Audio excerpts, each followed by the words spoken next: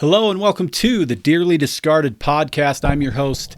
My name is Jared St. Clair. It's good to be with you again on another episode of the podcast. I am really excited to bring my next guest to you. Had a nice conversation with him just a couple of days ago and learned a lot, actually. He's a very, very well-informed individual, and I think his story is very compelling. I think you're really going to enjoy it. Matlock is here with me, and I think you actually go by Matt. Is that accurate? Yeah, Matt's great. Thanks, Jared. Matt, it's good to have you on the Dearly Discarded podcast. Welcome aboard. Thanks for having me. Appreciate it.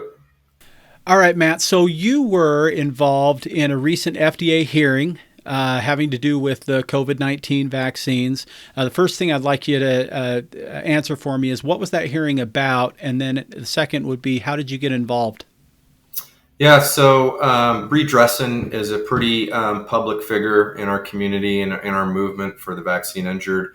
And so I'm connected with her on a couple different groups, and she made out a call for help on one of our groups for people to come in and make a public statement. I believe the FDA was ruling on doing some research and collecting further evidence on rolling out another booster. And so we took that opportunity to come in. There were 20 of us that spoke and had 3 minutes apiece. And, my mindset going into that was, I don't think any of them listened to begin with, but I thought if there was going to be somebody that was interested in hearing a message, it would be more solution oriented. I work at a corporation, and when people come to me, I try and say, if you're coming with a problem, come with a solution as well.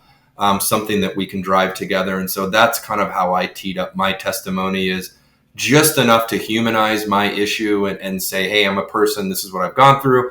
But then I spent the back half of that basically teeing up an approach, what I think would make sense, which is, we need something that, that is research driven and that can, facilitate a diagnosis, number one. Number two, we need acknowledgement. We need treatment. And at the end of the day, there has been no compensation. From a CIC perspective, nothing has been paid out to the thousands and thousands of people that have put together claims. And so that's what I wanted to do, is I wanted to use my voice for others. I'm in a much better situation. I've got good insurance. I'm obviously physically a little bit better able-bodied than some out there. And so I just wanted to use my voice as a megaphone for others that are out there. Excellent. And I appreciate you doing that. I want to go ahead and play that right now for everybody listening, because I was really, I love what you had to say. I think you put together an incredibly powerful 3 minutes. So let's go ahead and listen to that really quickly, and then we'll go on with the interview. Thank you. The next speaker is Mr. Matlock. Hello, my name is Matthew Matlock. I have no financial conflicts, and these are my own words. I'm 38 years old, a combat veteran and father of 2 young girls. And going into the last summer, I was in the prime of my life. I was a top performer at a large technology firm in the Bay Area, and at the peak of health and fitness, having just completed a half Ironman. All of that changed after my second dose of the Pfizer vaccine. I spent the first 2.5 months either in the ER, at doctor's appointments, or in bed. I was ignored, gaslighted, and told there was no way the vaccine caused my issues. Thankfully, I'm stubborn and kept searching for answers until I found physicians who would listen and were willing to admit that anxiety was in fact not the cause of my heart inflammation, mast cell issues, radically varying blood pressures, tachycardia, gray skin tone, purple hands and feet, neuropathy, and Epstein-Barr reactivation. I'm not going to compromise the rest of my time on this call sharing with you what an incredibly frustrating experience this has been and how mainstream medicine has completely failed us. I choose to spend the remainder of my 3 minutes pleading with you to consider the following. Number one, research and diagnostics. The same old blood work and scans aren't cutting it. We need to think outside the box and fast. Why were we affected when others weren't? What markers can we identify that will facilitate a diagnosis? These are some of the questions we need answers to. We did our part. You assured us this was safe. We are suffering, and it's time the government stepped up and put money and resources towards this effort. Number two, treatment. The leading 3 options that have shown the most promise are Bruce Patterson's cytokine and inflammation treatment, Rezia Pretorius' triple threat of anticoagulant, antiplatelet, and ASA, and Dr. Yeager's HELP Aprehesis. Please connect with these groups to learn more about their work. come up with a plan to create a coalition to connect groups like these and mainstream institutions like the Mayo Clinic. Number 3, compensation. To date, CICP has compensated 0 claims. People are losing their jobs, their insurance, their house, and are in debt hundreds of thousands of dollars. Are you going to sit here and tell me that they were simply dealt a bum hand and that they and their families will now suffer for generations as a result with 0 assistance or recognition? Which brings me to my final point, acknowledgement. Stop making decisions to shield information from the public for fear of vaccine hesitancy. Manipulated data and censored information is not informed consent. It's deception. Shielding COVID and vaccine data from the public is borderline criminal behavior. Start by educating physicians on the actual data and what to look for so they can effectively treat their patients. I realize this is a complex issue to tackle with an endless amount of entry points, but please do not let this be a reason for inaction. When your house is burning, you don't start worrying about how other homeowners are going to feel about seeing another house on fire and then pontificate on the best PR strategy to combat misinformation around home fires. You roll up your sleeves and you pick up a goddamn hose. Please act fast. Millions of lives are counting on you. Thank you. Okay, so let's go ahead and get started with a little bit about you prior to your injury. Yeah, sure. So I'm 38 years old. I live in the Silicon Valley. I'm married to a beautiful, spicy Italian wife, Jennifer. We have 2 young girls, Alexander, who's about to turn 4 in July, and Gianna, who's going to turn 2 in June, and then also father to a fur child named Willis, Black Lab. Okay. So yeah, pretty healthy individual. I actually spent 12 years in the military, special operations of the Air Force. I was a combat controller, and for the uninitiated, which is the majority of the public, and I'd say 99% have never heard of that. It's a special operations ground branch inside of the United States Air Force. We get attached to other special operations teams like Green Berets, SEALs, et cetera, and we're kind of the ground to air liaison for those teams, calling in airstrikes, medevacs, resupplies, things like that. And so did 12 years there, 3 combat tours to Afghanistan, transitioned away from the military in 2015, and then finished my degree at UC Berkeley. I got an undergraduate business degree there, and then just kind of made a complete life pivot, and then went into the commercial sector, working for a large technology firm, doing something called change management, which is very similar to program and project management. And so as of right now, I work at a large technology firm out of Santa Clara. I've been there for a couple years. And in terms of personal interests, what I would say is that I think the older you get, the more kids you have, you realize you've only get one hobby. And that takes a lot of support from your wife just for that one hobby. And so the thing that I kind of picked up on the last few years was getting back into triathlons. I'm a big fan of health and fitness. And so when the pandemic hit, I thought, what a better time than to get out and lace the shoes up and, get in some good shape. And me being me, I decided I wanted to take on not just any triathlon, but the biggest, baddest triathlon out there. So signed up for an Ironman and spent about a year training for that prior to my vaccine injury. So I would say, heading into the summer of last year, I was definitely at the peak of health and fitness, pretty healthy individual. So. Well, my friend, I will say this: a triathlete is, and triathlons, and particularly Ironman, I would call those more than just a hobby. That's a pretty. My wife would say the same thing. That's a pretty serious commitment compared to, say, collecting baseball cards or something like that. But still, it does state something I think really important, and that is the level of your health, prior to vaccination. So before we get into the vaccine itself, what were your thoughts going into that? During COVID, hearing everything that was going on with with the COVID vaccines and the emergency use, what were your feelings personally about the value of the vaccine at that point?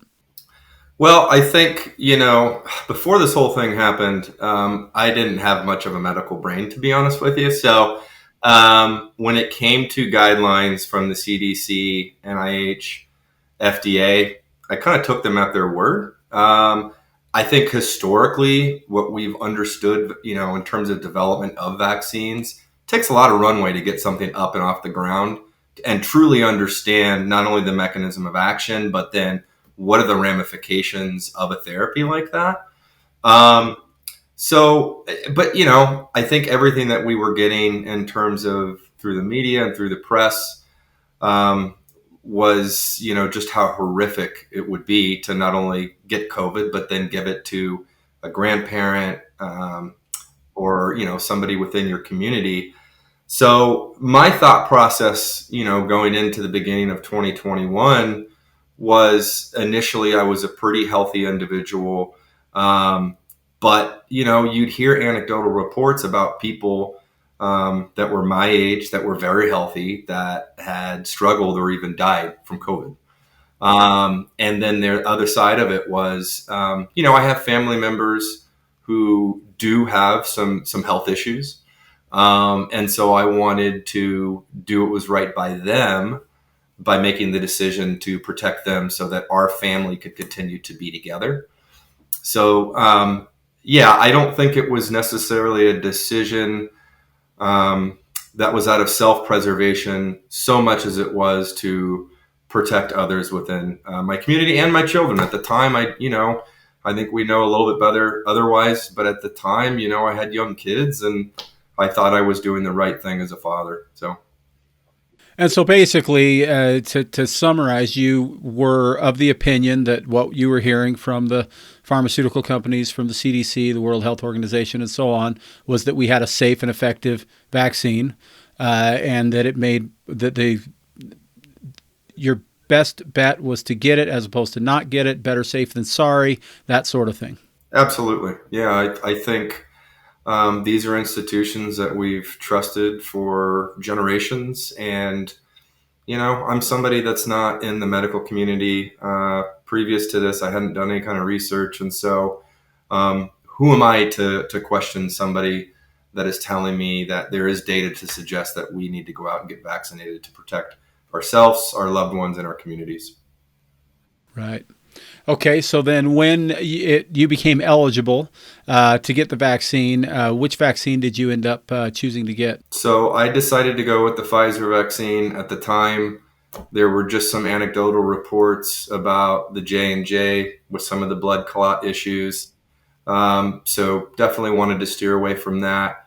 And then I think more anecdotally, I think some of the friends that we had spoke with that got Moderna seemed to have a harder time, and that's relative. I think harder time is in they had a few days where they didn't feel really well, versus the people that I had engaged with and spoke with that got the Pfizer vaccine, by and large, didn't seem to have any issues. So that was kind of the basis for me deciding to go forward with Pfizer specifically in terms of the brand.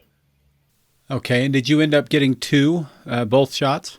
I did. So first one was in May of 2021. And then the second one was in June. Okay. And so is it safe to assume that you didn't have much issue, if any, with the first shot, or did you have a little bit of stuff going on? Yeah, it's definitely safe to assume. Especially now that I look back, I was kind of combing through and thinking, was there anything after that first one that popped up? But absolutely nothing. Outside of having a sore shoulder, I didn't feel any effects after that first one. Okay. And then a few weeks later, you get the second one. And did you notice ill effects right away, or did it take some time? Took some time. I think I did notice three things that stood out. And I do realize that the journey for everyone's been a little bit different. I think there are some people that you talk to that they ended up in the hospital hours after. And there are some people that had a delayed onset. I'm more kind of in the latter there. But I do recognize that there were three pretty significant symptoms that stood out, and I just didn't attribute them to the vaccine initially. That was insomnia. I had some muscle twitching going on in my left tricep, and pretty severe anxiety. And I'm not really an anxious person. So those were the three things that really stood out as being different. But again, I'm a busy guy. I work for a technology company. I'm training 6 days a week, sometimes 3 or 4 hours a day. I just figured I was burning the candle at both ends, and that was what was attributing to most of that.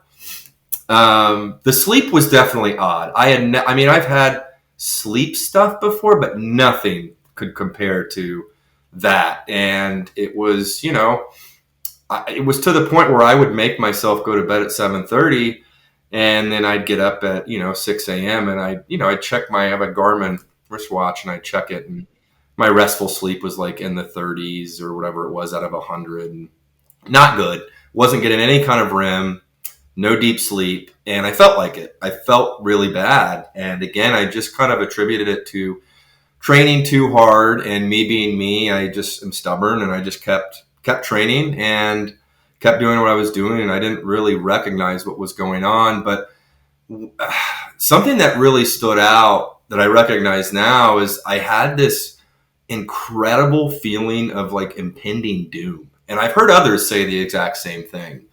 And I couldn't really put my finger on why or what it exactly was, but I just had this weird like conception or idea that like something bad was gonna happen to me.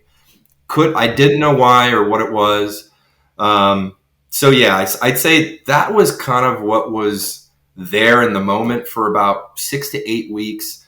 Went up to Oregon, did a half Ironman. I was excited about the event, but I was also worried because I hadn't been getting sleep. And whenever you're doing any kind of endurance sports, I mean, sleep is kind of like the fourth or fifth discipline of the sport. It's an incredibly important part to how your body is able to recover so that you can go turn around and do it again the next day. And I wasn't getting that, and I knew that, and I was really worried about what that was going to look like on race day. Everything that I did leading up to that race in that week was just designed around trying to give my body the most rest that I could. But it was distressing. I had never had that many issues with sleep. And so did the half Ironman and finished, and absolutely felt like a truck had hit me. And not just because I had done an Ironman, but I didn't recover. It took about a week and a half to feel normal. And then I started to try and pick back working out again. And my numbers weren't there. My performance wasn't there. I could tell something was off. The muscle twitching had gotten a lot worse, and my sleep had gotten a lot worse. And so, yeah, that was when things really started to ramp for me. So I'd say, those three things up until about week 7 or 8. And then, the wheels completely came off at that point. So about 8 weeks after is when things really started going south for you then? Yep. So I was cooking dinner, and I had just gotten done with a pretty light 2-hour bike ride. It was actually supposed to be a recovery ride. And it was, when you're doing Ironman training, you're on the bike, there's a lot of metrics involved and a lot of data. And one of the big metrics that cyclists follow is power, and that's through watts. And typically the better cyclists push bigger watts for longer periods of time. The longer you do it, the more watts you push. And so this was the prescribed amount of watts for me. I was working with a coach at the time, was not something that I should have been struggling with for 2 hours. It should have been a very easy pace and cadence. And I got off the bike and I just felt floored, didn't feel right. Got showered up and then went into the kitchen to make some dinner. And I was in the spice cupboard, and I just all of a sudden got really disoriented. I got very confused, very lightheaded. And then I started to not be able to catch my breath, had chest pain in my jaw. And I kind of stumbled in the living room, and I grabbed the couch and I said, "Honey, I think I'm having a heart attack." And so she called the paramedics, and I sat down. They came in. They did an EKG right there. They said, "Hey, it doesn't look like he's having an event. We can take him for a ride, or you guys can go to the hospital on your own." So we have insurance, but I wasn't feeling like I wanted to take an ambulance ride at that time. So we got in the car and we went to the hospital. And as I'm sure you've probably heard from countless other guests, They did a bunch of workup. They did a bunch of tests, and they couldn't find anything. And they told me it was from dehydration, which, you talk to any endurance athlete that's been doing it long enough. We know our bodies so well that I know what dehydration looks like. And, my nutrition plan was down to the ounce and gram of sugar per minute. Like I knew exactly what was in my body and if I missed or was depleted, and it absolutely was not the case. But, again, having a lack of experience in the medical and, community and anything like that, you just kind of take the doctors for their word. So that was the first occasion. And then I'd say for about 2 weeks, it was about every other day I'd end up at the ER with something very similar, felt like a heart attack. And you get to the ER and they run all the same tests. And you say, after the third or fourth visit, I'm like, I don't know what to do here. I'm having all the symptoms of a heart attack, but you're telling me I'm not having a heart attack, at least based on the equipment and the tests that you're doing. Like, what do I do when I have chest pain and I get dizzy? And they said, well, just continue to come in. And so it was like that for, 2.5 weeks. And then I went to my primary care doctor. She, talked to me, and she really keyed in on the no sleep part. And then that dovetailed into anxiety. And so she put me on a prescription for trazodone, which, it didn't do anything. I was in a really bad spot. That was at that point where I started to, I just, like, my brain fog was horrible. I didn't know what it was at the time, but I had POTS. Anytime I go to stand up, I had to sit right back down. And this was all being attributed. Explain that really quick for people that aren't familiar with POTS. So you'd get up and have to sit back down because what was happening? Yeah. So, essentially, dysautonomia is what it's called. And there's a misfiring that's going on. And so your body changes blood pressure or heart rate as soon as you stand up. And so essentially, I would go from a seated or a laying position. I would have a resting heart rate. At the time, it was in the low 50s. And then I would stand up and my heart rate would go up to about 130 or 140. I was also getting hypotensive. And so my blood pressure was dropping down to around 90 over 50, which for me, I've been a lifetime 120 over 70 person.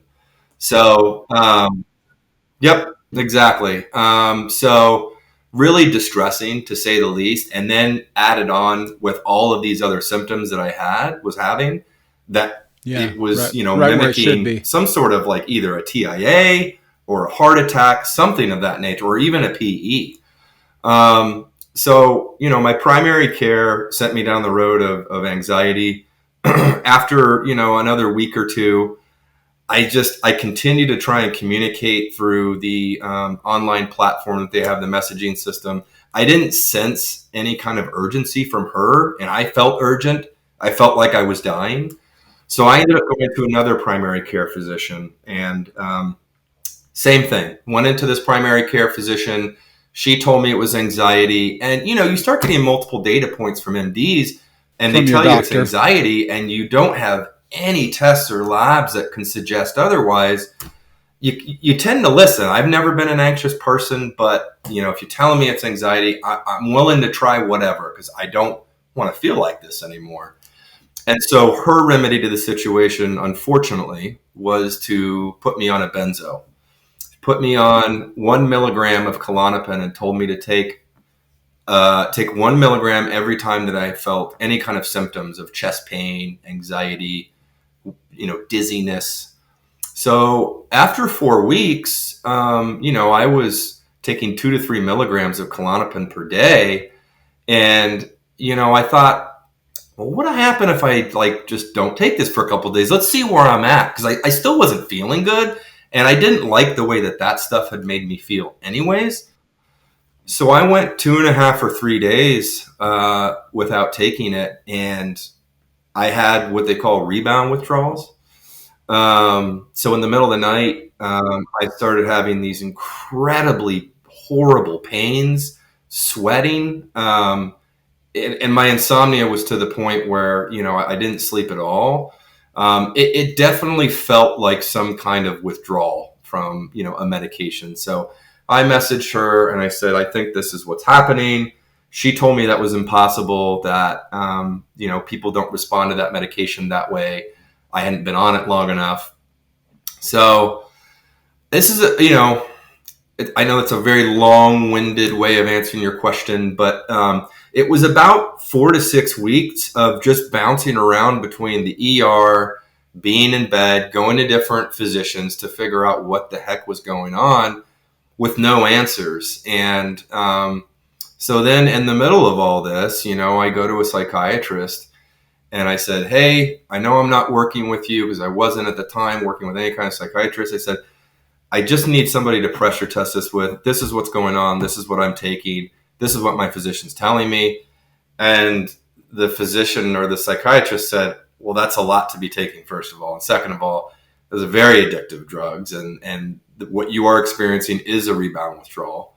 And we need to taper you off. And so that doctor helped taper me out off of that benzo, and went through 3 weeks of that. And then, anybody that's tried to come off that drug, 14 solid days of withdrawals, which was horrific to go through in the middle of all this. And so in parallel with that, I found an infectious disease doctor that another family member had been working with, as they have an autoimmune disease.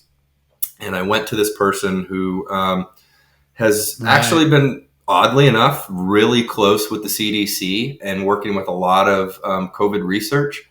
And this infectious disease doctor did a complete head-to-toe workup. I mean, the most intricate of labs that you can order outside of Mayo.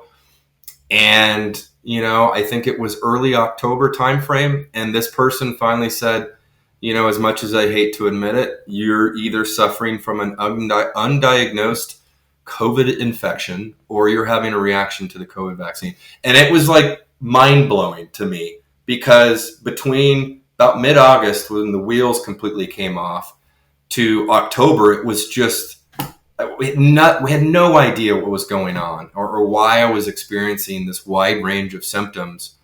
And so, that was quite the journey to get to the point of having something that resembled an answer. So did you immediately accept that as an accurate diagnosis, or did you think he was a little crazy on that, or where were you at that point? Because it's interesting, the mindset that people come in with. I've talked to different people now, with this podcast. I've been speaking to a lot of people who've had these injuries. And one of the things that I found very interesting is I've had several guests that weren't very excited about the vaccine, but they got it because, their job was pressuring them, or, whatever, kind of a mandatory type of a scenario. And then other people like yourself that were just like, hey, I'm going for it. I think it's the right thing to do. And the mindset going in, if you think, hey, this is safe, it's an effective thing. And then in your case, where you had that longer kind of lag before things really started going off the rails for you, it would be very difficult to immediately go back and point to the vaccine and say, hey, it must have been this, right? Especially because, like you said, you had the range of symptoms was so interesting, and the inability for them to diagnose what the heck was going on doesn't give you any information at all, other than just a frustrating visit to the ER.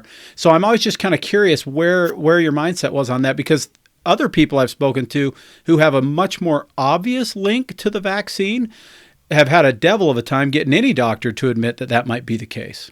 Yeah, it was, I wouldn't say it was a tough pill to swallow, but I was a little incredulous at that point. I thought, okay, well, there's potential, but I don't think I was necessarily sold on it.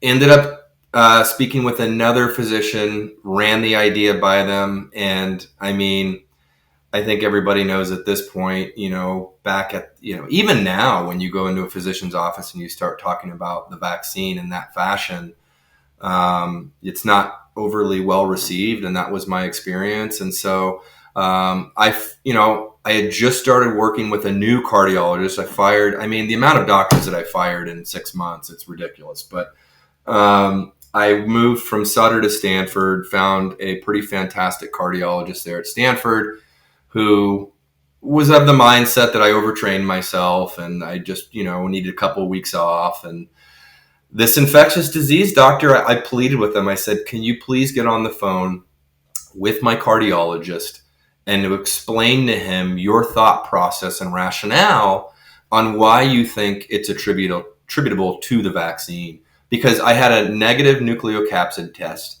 And then later I ended up doing a T-cell detect, which was negative as well. So no indication of any kind of natural infection at that point. So he got on the phone, and I had worn 2 different Holter monitors at that time. And, he ended up extrapolating a couple of data points out of there that suggested at some point I had a mild version of myocarditis based on what the Holter monitor was suggesting. This is your cardiologist that figured that out? Took my infectious disease doctor syncing up with my cardiologist at Stanford to get to that point. And what I'll say is that at least my cardiologist was open to having that conversation and that dialogue, and then open to the idea. Gotcha. And so what ended up happening, they had a great discussion, and my cardiologist met with me the following week, and he said, you know what? I'm aligned with your infectious disease doctor. He's like, I think that is exactly what's happening. He's like, I don't have any answers for you. Unfortunately, it's just going to be a mechanism of time and rest.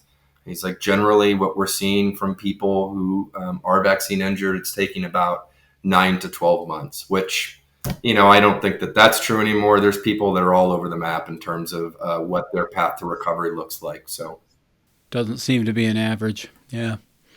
Okay, so then at that point, you had now a diagnosis of myocarditis, and that would then explain, obviously, some of these, chest pains and heart attack-like feelings and things that you were experiencing. What other symptoms were you dealing with at that point? Mostly that and the POTS, or were there other things going on? It definitely was a revolving door of symptoms, and I think as time went on, the list got longer and longer. So incredible GI distress, POTS, hypotension, rosacea, mast cell activation syndrome. Very mild neuropathy, thankfully, because I know people who are in pretty bad shape from neuropathy specifically. My hands and feet were purple. I was bruising very easy, very lightheaded all of the time. And just all of these brand new food allergies and sensitivities to my environment that I had never had before. A lot of trouble sleeping. I mean, it took a long time to try and get that closer to baseline. It's not still baseline, but it's better.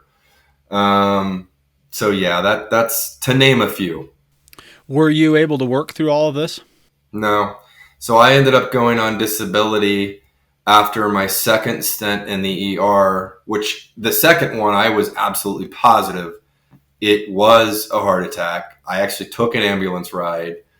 And so, yeah, at that point I went on disability, and I didn't go back to work until just a couple of months ago. I went back to work in March of this year. So then what, first off, I guess, let me ask you this. Once you bought into the idea that your cardiologist and your infectious disease doctor were presenting that it maybe was a vaccine injury, what were your thoughts on that, and how long before you started realizing that there was more of this going on than you realized? Yeah, I mean, it was interesting, and it felt very isolating because I didn't know anybody else that had this. Long COVID was kind of out there in the ether. I had heard about it. I was unsure about it. By that point, I had done enough research to know that it presented very similar. And so I ended up reading an article, and it had interviewed a couple of individuals that were just traditional long COVID and what their experience was like. And one of the guys, his story was very similar to mine in terms of not necessarily him having long COVID versus vaccine, but he was just, my age. He had 2 kids. He was an athlete. He was a runner. and had just been absolutely floored from an infection of COVID and just couldn't get better. And so I ended up reaching out to him on Facebook and and asked him. I said, "Hey, can I set up a call with you? I want to learn more about your journey and any resources that you might have."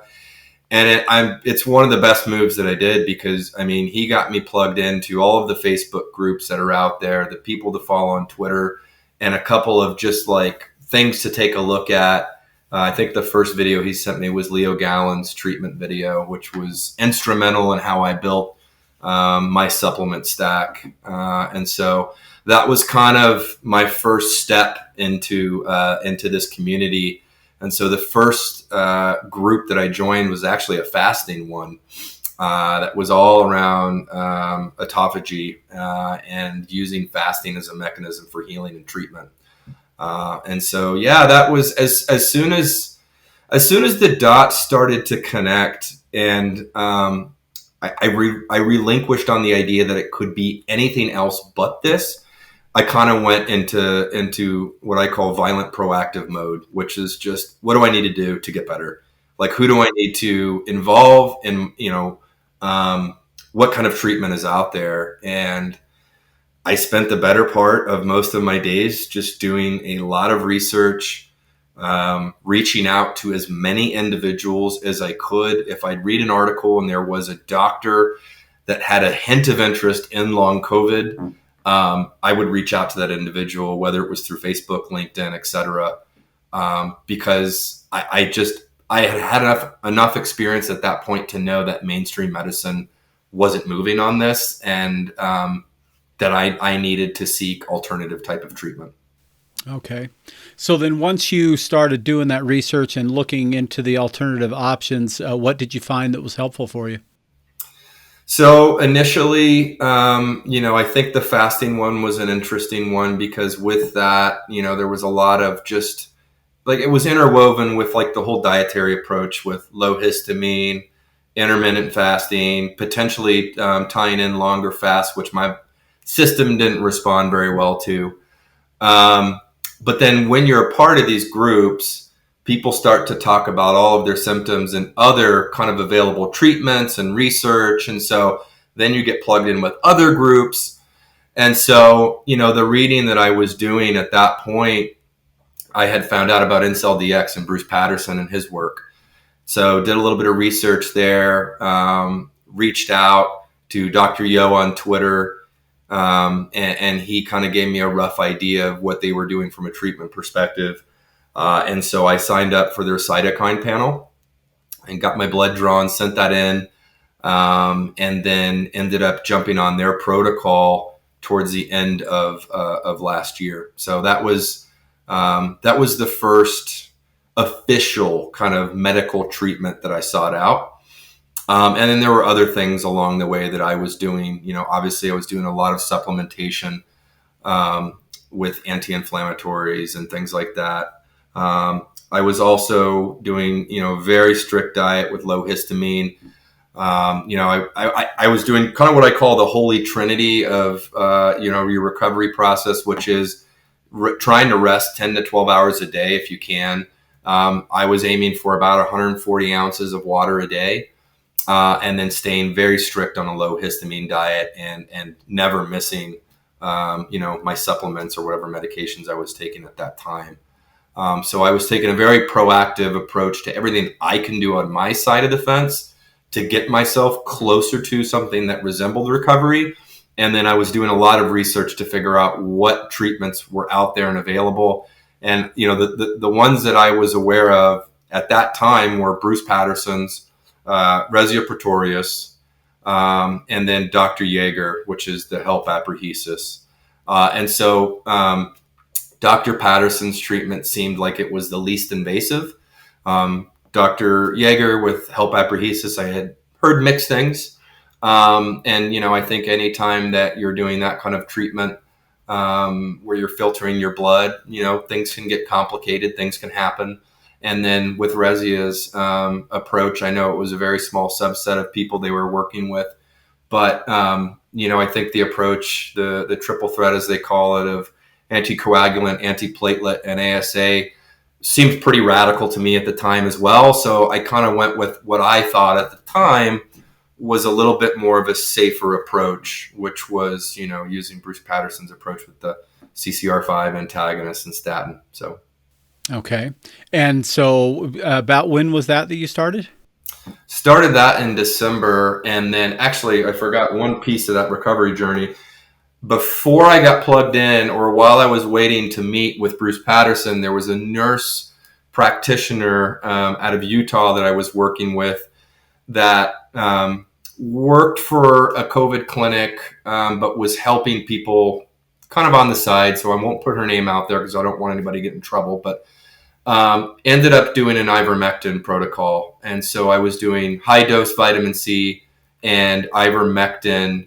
I was doing 0.12 milligrams per kilogram for 5 days on and then 7 days off. So did high dose vitamin C, fish oil, and ivermectin for about 4 weeks. Saw a little bit of improvement, but now that I look back, I do think that the ivermectin was pretty instrumental in helping clear the spike protein, or at least facilitating the initial process of clearing the spike out. And then I think that helped me get to the point where that helped, Patterson's protocol actually be effective, which I know there's a lot of people out there that have done Patterson's protocol that haven't seen the benefits or the results. And I tend to think that some of the work that I did up front helped facilitate it. So interesting. So then where would you say you are now as far as symptoms versus back in November? I'm a different person. I mean, the fatigue is, it still comes and goes a little bit, but the POTS is gone. The neuropathy is gone. I have a little bit of weird alopecia where, for whatever reason, the hair has fallen out of my legs on the outside part of my legs, which is better than my head. So, but what I've been told from, then you just got to go all the way at that point, right? And it could be better for my swimming too. So, but what I ended up finding out from a couple unless others, you look like me, and then it looks small amazing. fiber neuropathy, that is a very common one. Is, That's hair right. falling out That's of the right. legs. So I got all kinds of hair on my but outside of that, I've got some weird bruising, and I get some weird varicose veins that I didn't have before. But like, I'm a functional human being, so I fluctuate from 85 to 95% depending on what's going on any given day. I just went through a mini crash a couple of weeks ago, completely manageable, didn't have to take off work, just required a little bit more extra rest than what I needed to.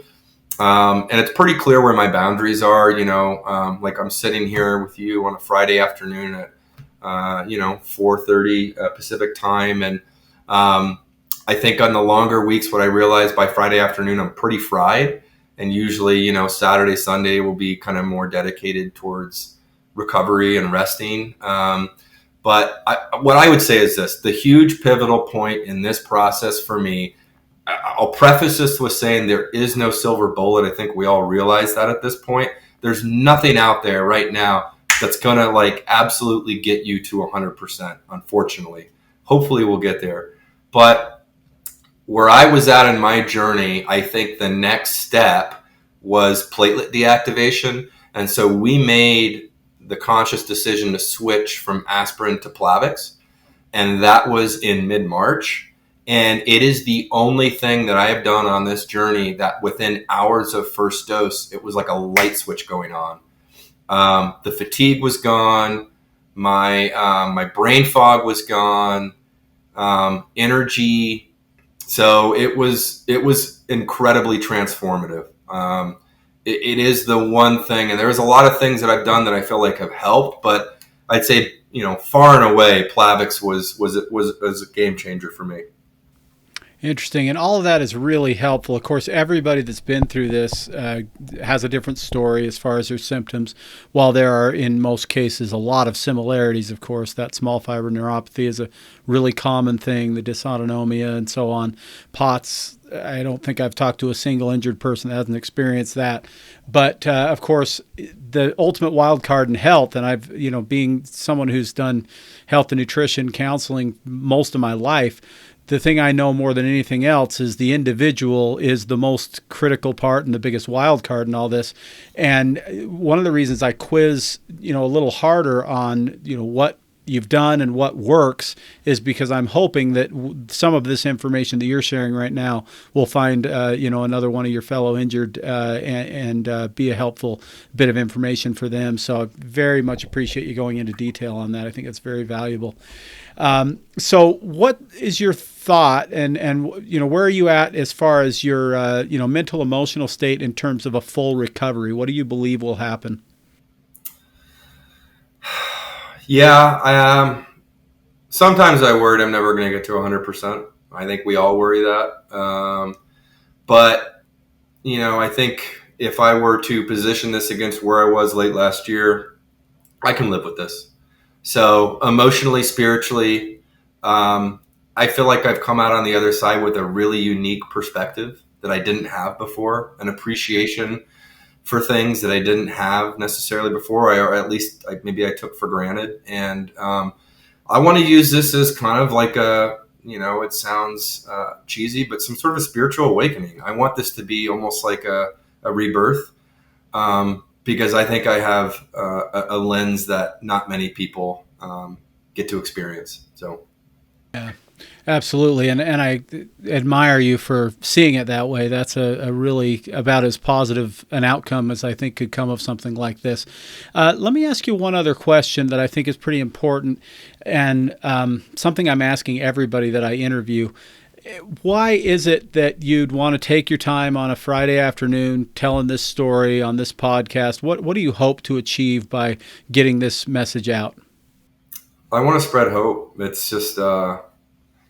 it's a pretty tough journey. And, I've got kids and I got a wife, but I went through some really dark periods. And, I'll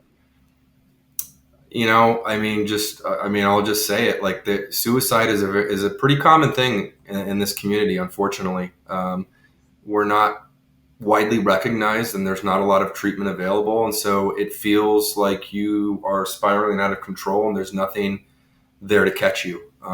And so I just want to spread hope that recovery is there and that you will get there. Science will catch up, but you've got to stay, as I said earlier, violently proactive. Don't spend energy. Don't waste energy on people that don't believe you. Align your care team with people that are empathetic. The way I look at a relationship with a doctor is they don't need to have all the answers. They just need to be willing to go on the journey with you. Use them for their mental horsepower. I almost look at them like a vehicle. We're trying to get to a destination. I might know where I'm headed, but we're going on this journey together. And that's the way that I look at a relationship with the doctor. And if they're not in it for that, if they're spouting things that are, data points from 2020, then, just don't waste your time. And then the other thing I would say, do your research, but limit the amount of time.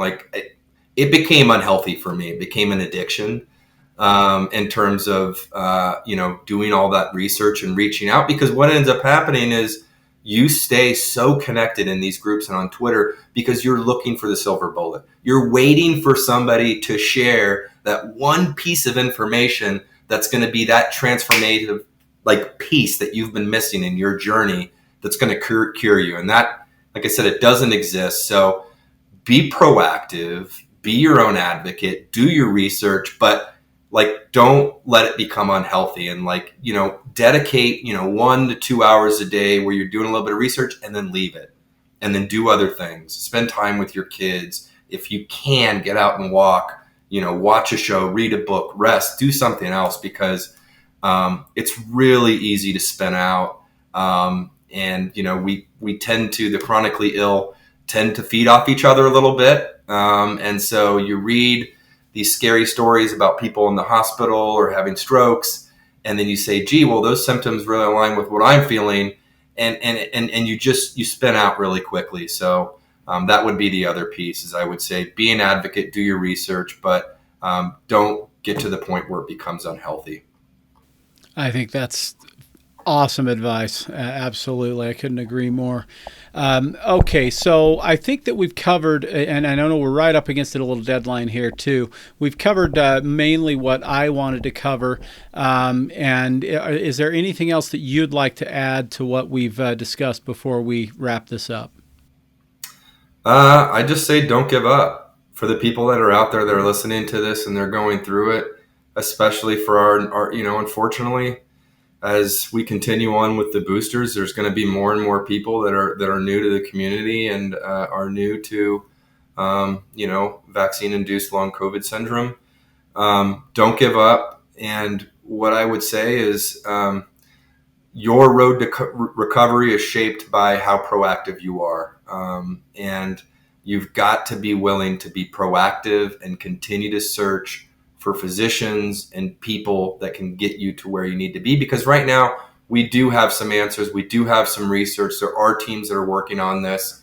Unfortunately, there are people out there like Bree and others that were part of the trials who they were in a holding pattern for, about a year before there was really anything that was out there to help them. So we're in a really good spot now where if you are injured, there are people that are working on this. So, I think key takeaway is just don't give up, be gentle with yourself, be patient, realize it's going to take a lot of time, a lot of rest, but be proactive and an advocate for your care. Absolutely. Again, couldn't agree more. I think you're speaking some really big words of wisdom right there. The proactivity is huge. And I think the proactive nature of trying to consistently find answers is also a really good way to maintain hope. If you stop hoping, you stop searching, it's very easy to go downhill real fast and, like you say, kind of spin out.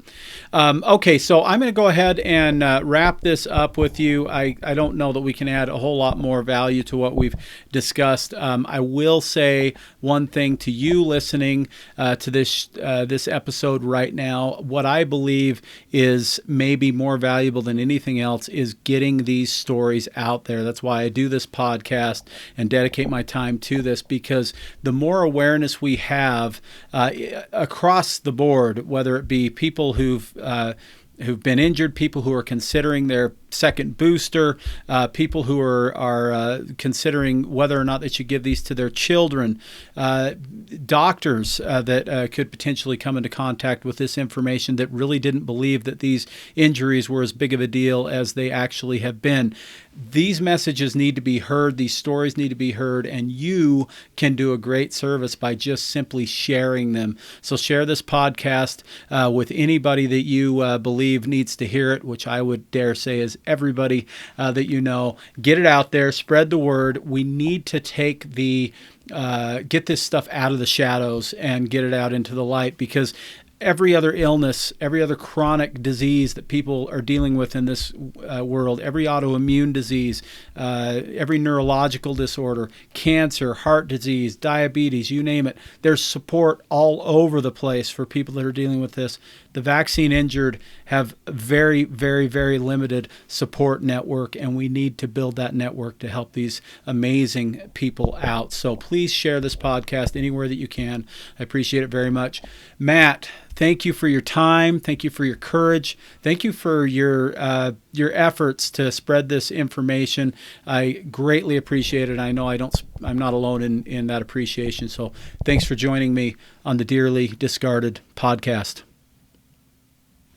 Okay, so that was Matthew Matlock on the Dearly Discarded podcast. Really, really excellent information there. Please, like I said, share this episode. Check out the other episodes that we've done and get the word out. Thank you so much. I'm Jared St. Clair, and this has been the Dearly Discarded podcast.